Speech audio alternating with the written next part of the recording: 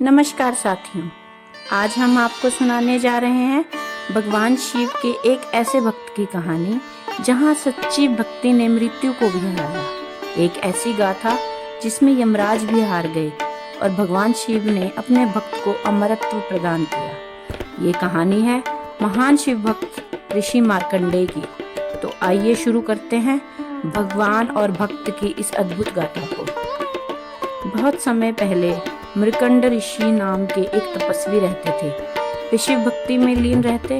उनके जीवन में एक कमी थी, संतान का अभाव। संतान पाने की इच्छा से उन्होंने कठोर तपस्या की और भगवान भोलेनाथ को प्रसन्न किया। शिव जी ने प्रकट होकर कहा कि हे ऋषि, तुम्हें एक पुत्र प्राप्त होगा।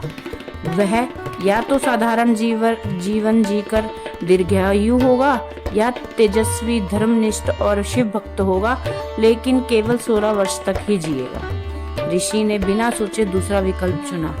उन्हें चाहिए था तेजस्वी और महान संतान, चाहे जीवन छोटा ही क्यों ना हो।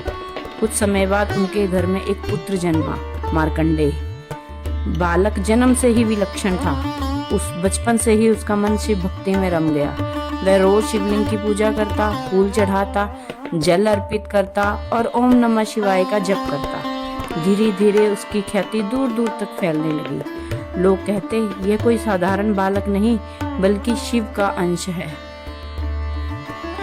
लेकिन समय किसी के लिए नहीं रुकता। जैसे ही मार्कंडेय का 16 वर्ष आया, माता पिता चिंता में डूब गए। वे रोते हुए बोले, बेटा, तेरा जीवन अब समाप्त होने वाला है, हमें तुझे खोना पड़ेगा।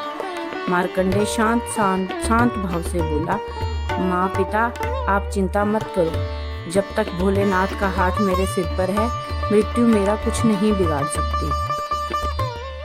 निर्धारित दिन आया।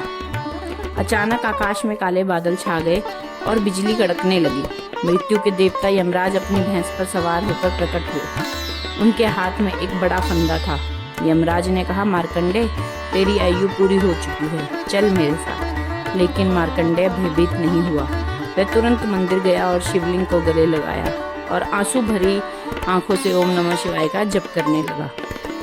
यमराज ने फंदा फेंका, पर आश्चर्य वह सीधे शिवलिंग पर जा पड़ा। क्षण भर में शिवलिंग से प्रचंड प्रकाश निकला और शिवजी प्रकट हुए। त्रिशूल हाथ में, क्रोध से लाल आंखें, चारों ओर अग्नि की ज्वालामुखी।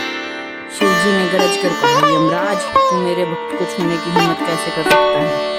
जब तक यह मेरे नाम का स्मरण करता है, मृत्यु उसे छू भी नहीं सकती। यमराज कांप उठे, हाथ जोड़कर बोले, प्रभु, मैं तो अपना कर्तव्य निभा रहा था।